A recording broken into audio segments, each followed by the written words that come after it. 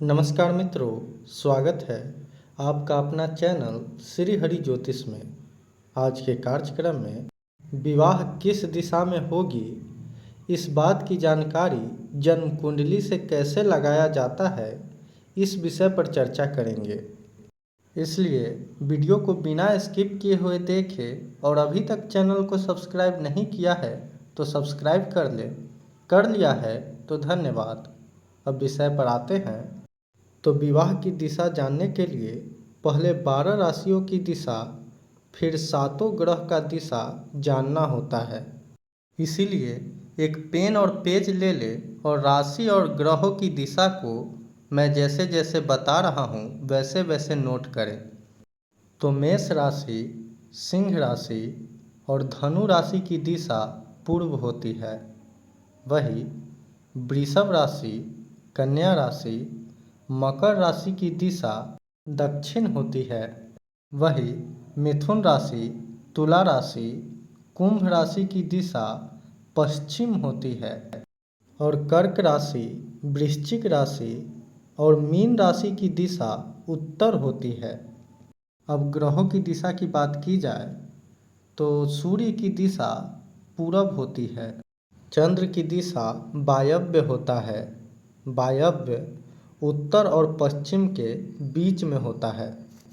वही मंगल की दिशा दक्षिण है, बुध की दिशा उत्तर है और गुरु की दिशा ईशान है, अर्थात उत्तर और पूरब दोनों के बीच की दिशा को ईशान कहा जाता है।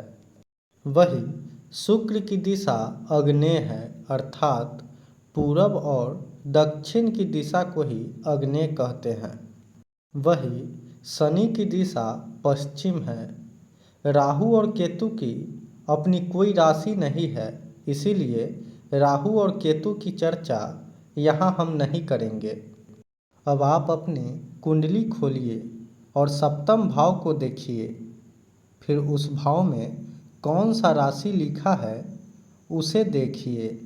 मतलब उस भाव में अगर 1 लिखा हुआ है तो मेष होगा, 2 लिखा हुआ है तो वृषभ होगा, 3 लिखा हुआ है तो मिथुन होगा।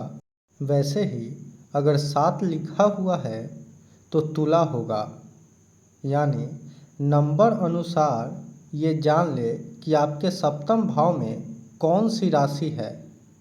अगर आपको राशि का नंबर याद नहीं है तो स्क्रीन पर देखकर मिला ले।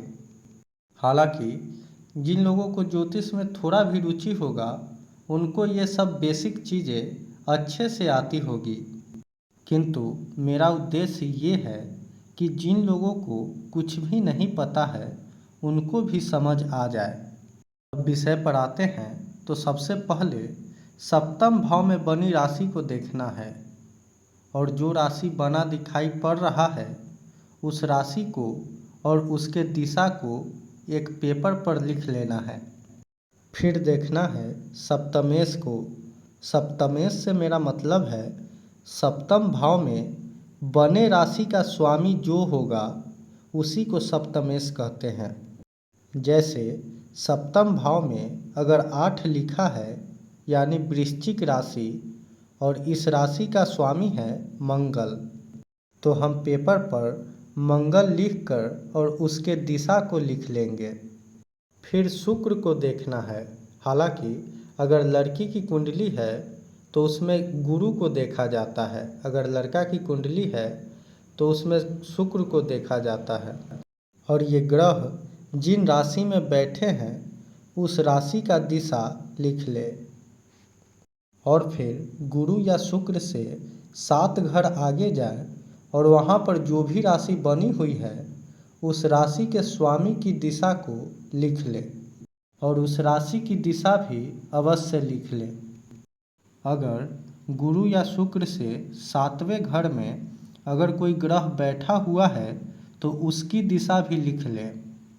इतना करने के बाद सारी दिशाओं को गिने और जो दिशा सबसे अधिक बार आया हो उस दिशा में विवाह होने के प्रबल योग है।